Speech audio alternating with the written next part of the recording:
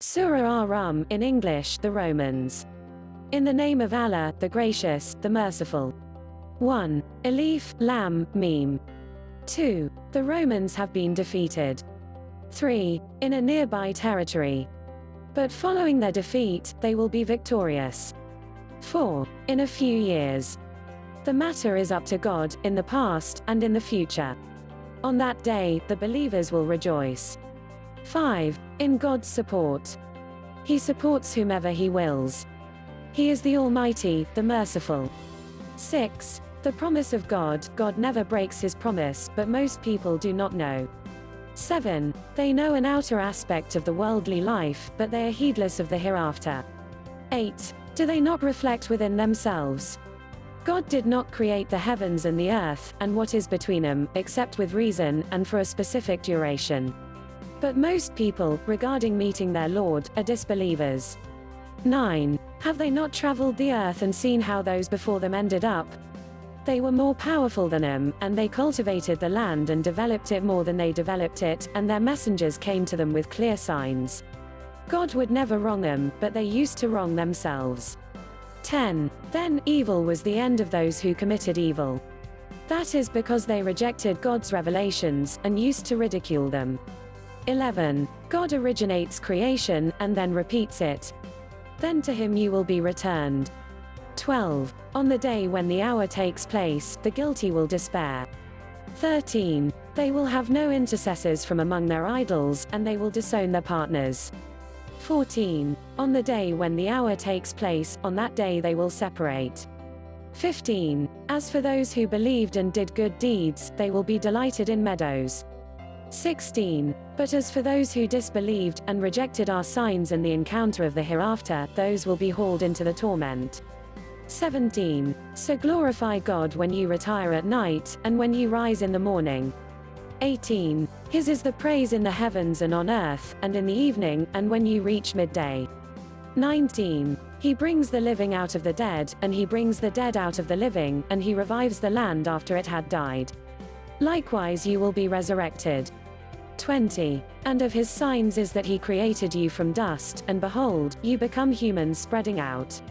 21. And of His signs is that He created for you mates from among yourselves, so that you may find tranquility in Him, and He planted love and compassion between you.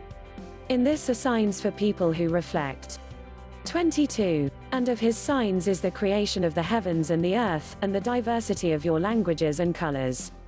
In this are signs for those who know.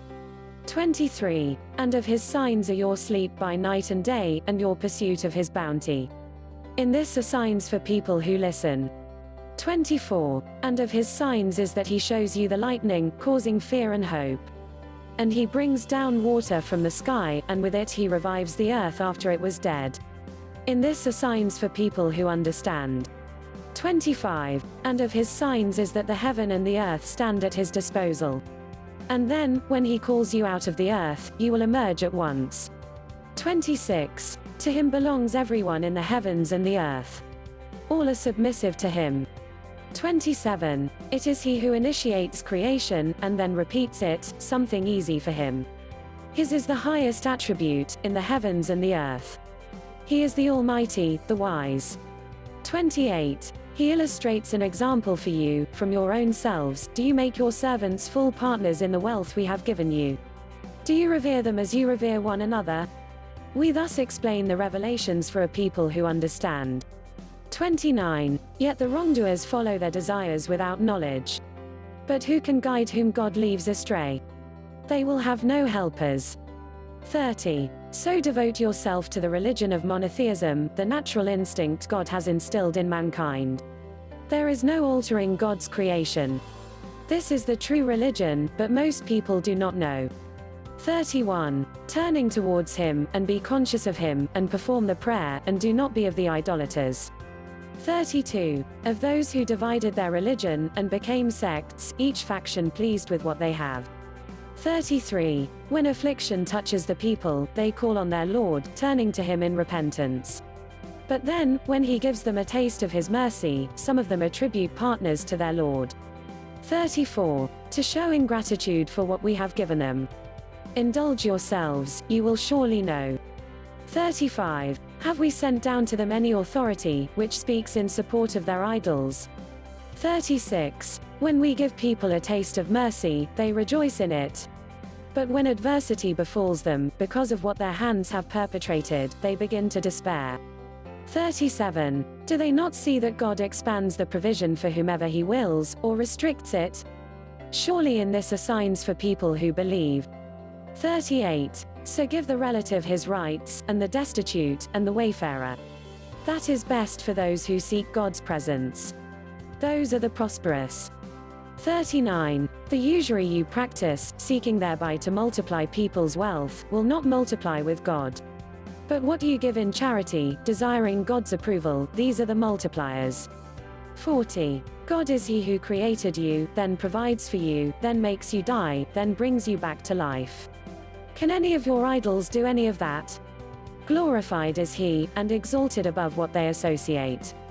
41. Corruption has appeared on land and sea, because of what people's hands have earned, in order to make them taste some of what they have done, so that they might return. 42. Say, roam the earth, and observe the fate of those who came before. Most of them were idolaters. 43. So devote yourself to the upright religion, before there comes from God a day that cannot be averted. On that day, they will be shocked. 44. Whoever disbelieves, upon him falls his disbelief. And whoever acts righteously, they are preparing for themselves. 45. So that He may reward those who have believed and done the righteous deeds out of His bounty. Indeed, He does not love the ungrateful. 46. And of His signs is that He sends the winds bearing good news, to give you a taste of His mercy, and so that the ships may sail by His command, and so that you may seek of His bounty, and so that you may give thanks. 47. Before you, we sent messengers to their people. They came to them with clear proofs. Then we took revenge on those who sinned. It is incumbent on us to help the believers. 48. God is He who sends the winds. They stir up clouds. Then He spreads them in the sky as He wills. And He breaks them apart. Then you see raindrops issuing from their midst. Then, when He makes it fall upon whom He wills of His servants, behold, they rejoice. 49. Although they were before this, before it was sent down upon them, in despair. 50. So observe the effects of God's mercy, how He revives the earth after it was dead. Indeed, He is the reviver of the dead. He is capable of everything. 51. But if we send a wind, and they see it turning things yellow, they would continue thereafter to disbelieve. 52. You cannot make the dead hear, nor can you make the deaf hear the call when they turn away. 53. Nor can you guide the blind out of their error. You can make hear only those who believe in our signs, and so have submitted.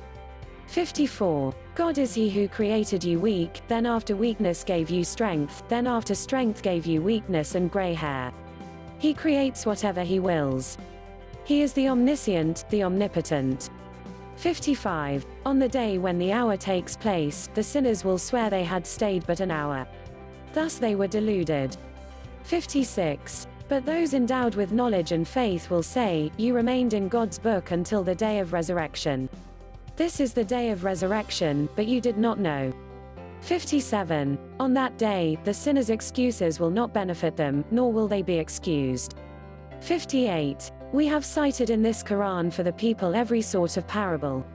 But even if you bring them a miracle, those who disbelieve will say, you are nothing but fakers. 59. God thus seals the hearts of those who do not know.